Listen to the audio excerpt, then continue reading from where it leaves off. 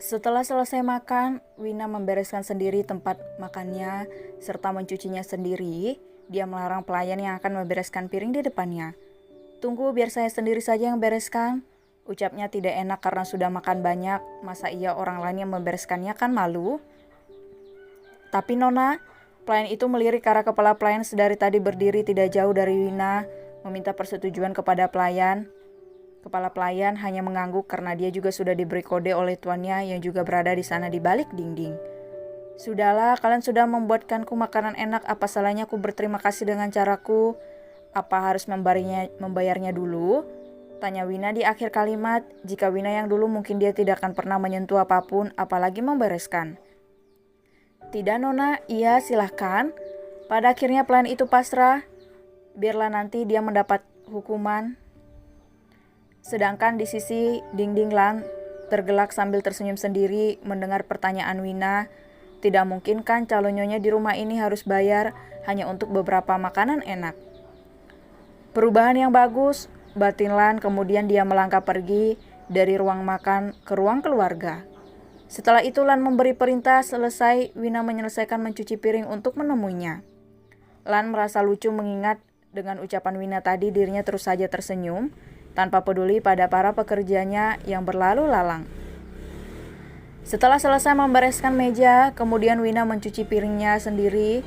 Dia merasa malu, apalagi ini di rumah orang, dan dia makan dengan lahap menghabiskan makanan yang terhidang di depannya tadi. "Hais, ada apa denganku?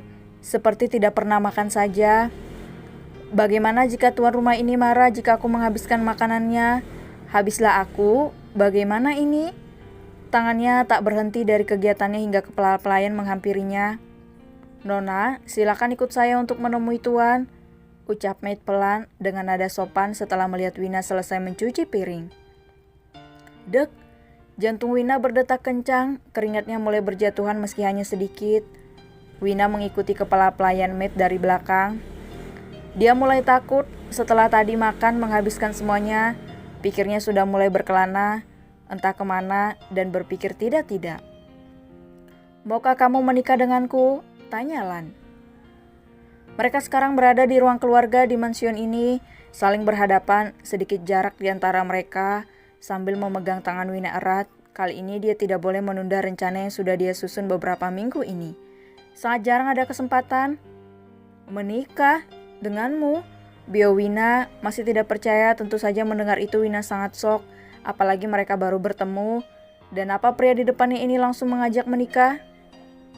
"Tentu saja denganku. Bukankah tadi aku sudah melamarmu?" Tentu dengan nada lembut, tidak seperti pada saat baru pertama kali bertemu. Pertemuan keduanya diliputi kebencian. Wina yang pada saat itu masih benci pada pria yang beruntung, sedangkan Lan benci pada Wina karena dia sungguh tega pada adiknya. Meski bukan adik kandung, namun tidak pantas untuknya melakukan itu, apalagi membuatnya menderita.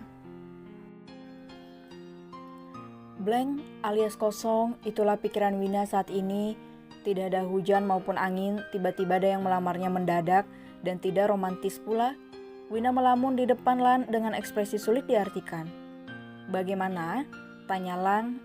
Lagi dia masih belum melepaskan genggamannya dari tangan Wina. "Tidak mau? Ini pasti akal-akalanmu. Setelah menikah denganku, kau akan menjerat adikku. Tidak bisa, aku tidak ingin menjadi pelarianmu." "Tidak akan, karena itu sangat melelahkan," jawab Wina panjang kali lebar yang sontak membuat Lan terperangah. Kesalahpahaman terjadi. Wina tidak mau pria yang sebelumnya mendekati adiknya, sekarang malah melamarnya. Wina tidak mau hanya dijadikan sebagian pelarian, apalagi ini adalah pertemuan ketiga dengan pria itu. Dia masih belum mengenal Lan dengan baik, juga tidak ada rasa cinta untuk Lan. "Aku memaksa," ucap Lan lagi. Dia merasa kesal dengan penolakan Wina, apalagi mendengar perkataan gadisnya ini, padahal dia sudah mengumpulkan keberanian untuk melamarnya. "Dan aku tidak mau," tolaknya lagi karena Lan memaksa. "Kamu tidak berhak menolak, karena sudah kuputuskan hanya kau milikku, tidak untuk orang lain." dengan nada dingin dan suara keras serta tatapan tajam yang diarahkan ke Wina. Wina yang seperti dibentak dan melihat tatapan tajam itu seketika merasa takut. Akhirnya dia menunduk, matanya mulai berkaca-kaca. Baru kali ini ada orang yang berbicara dengannya dengan suara keras.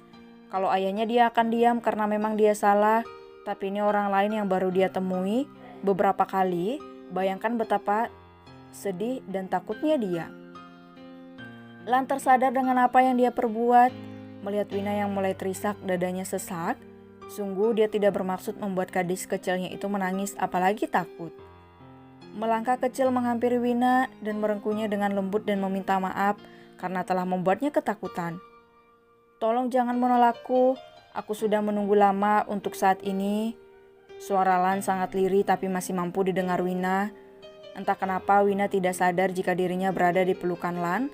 Dadanya berdetak dengan kencang, begitupun Lan sendiri. Dia tidak bisa mengontrol suara yang berada di dalam dadanya, itu yang semakin cepat dan tak karuan. Keduanya pun diam dan larut dalam pikiran masing-masing. "Berikan aku waktu." Spontan kata itu keluar dari mulut Wina. Dia tidak tega melihat raut wajah Lan yang sendu dan terlihat sedih. Lan terdiam, dia masih belum mengerti dengan ucapan Wina. Tentu saja Wina terlihat kesal karena Lan tidak merespon meski sudah dia goncang tubuh Lan. "Aku bilang berikan aku waktu 1 minggu, setelahnya aku akan menjawab lamaranmu." Kesal Wina, hampir saja dia memukul kepala Lan yang menatapnya cengok. Beberapa detik kemudian Lan sontak tersadar. Dengan ucapan Wina, dia tersenyum lembut dan langsung memeluk Wina erat untuk yang kedua kalinya. Meski awalnya berontak, namun pada akhirnya hanya bisa pasrah daripada nanti ada kejadian lainnya. Tidak apa, dia belum menolakku, jadi masih ada kesempatan. Batin Lan senang masih memeluk Wina erat. "Tolong, bisa lepaskan pelukanmu karena aku tidak bisa bernapas dengan benar," gumam Wina pelan. Tenaga sudah habis, apalagi suaranya yang terkesan bersembunyi di balik lehernya tercekat. "Maaf," ucap Lan melepaskan pelukannya karena saking senangnya dia tidak sadar dengan apa yang dilakukannya. Dalam perjalanan pulang, Wina menatap kosong ke arah luar jendela dan itu bisa dilihat oleh Lan yang berada di samping itu. Dia tadi memaksa untuk mengantarkan Wina karena hari sudah sangat malam. Apa aku membuatmu takut?" Tanya Lan lembut. Tentu saja kelembutan itu hanya untuk gadisnya seorang. "Iya, tapi tidak sekarang," singkat Wina menoleh ke arah Lan sebentar kemudian kembali melihat keluar kaca mobil. Entah ada apa dengan jantungnya, kali ini hanya menatap pria di sampingnya sebentar, sudah berpacu lebih cepat. Lan pun begitu, jika tidak mencoba menetralkannya mungkin akan terdengar keluar debaran di dadanya itu. Keadaan di dalam mobil kembali hening, tidak ada pembicaraan lagi di antara keduanya. Setelah sampai di depan kediaman Pratama, Wina langsung turun. Dia tidak mau berlama-lama lagi di dalam mobil, kalau tidak dadanya serasa akan meledak. Lan melihat gadisnya itu masuk hanya tersenyum geli. Wina sangat menggemaskan di matanya. Ingin rasanya dia membawa Wina pulang dan mengurungnya di kamar seharian. "Sabar Lan, sebentar lagi," batin Lan. Jalan, perintahnya pada sang asisten yang sekaligus merangkap sebagai supir jika sewaktu sopir tidak masuk kerja. Mobil itu keluar dari kediaman Pratama. Wina yang berada di balik jendela hanya melihat mobil itu hingga tak terlihat. Setelah itu Wina membersihkan dirinya ke kamar mandi. Berulang kali dia melamun. "Benarkah dia melamarku? Kenapa aku tidak percaya dengannya? Tapi saat bersama dengannya terasa nyaman," batin Wina. Wina berebahkan dirinya di atas kasur, kemudian menutup matanya pelan dan tidur, entah mimpi apa hingga dia tersenyum dalam tidurnya.